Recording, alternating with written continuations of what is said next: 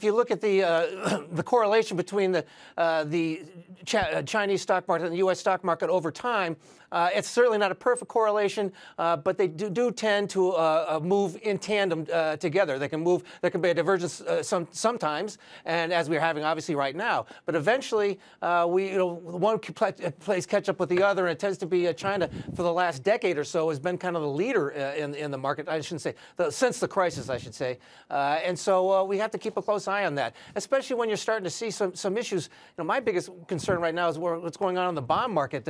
As I've said many times in the past, whenever the Fed starts a tightening cycle, it usually doesn't have an immediate impact, but it eventually does. And we're starting to see that now with some fixed income investors. We're seeing last week with Bill Gross not doing well. AIG, which insurance companies, of course, are big investors in the fixed income market. Their earnings were hurt by poor investments in the fixed income field. So we're starting to see that move into the markets. And so at some point, a lot of these other issues, I think it will come to play with what's going on in the stock market. What's the most important sector of the stock? Well, you do a lot of technical work as well, man. What's the most important thing that our viewers and listeners should be watching for right now? Is it still the FANG stocks? Is it the semiconductor stocks? Is it the banks? What are you watching?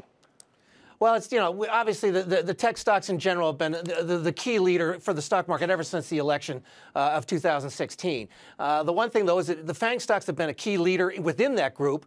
However, so have the semiconductor stocks. And it's funny, each time one seems to go down, we saw the semiconductors go down in the spring, but the FANGs held up. Just recently, the FANG stocks started to feel a little bit of pressure, at least before Apple Computer came out with their earnings, and the semiconductor stocks held up. So if you kind of watch the combination of those, if they both start to roll over, we've got a problem.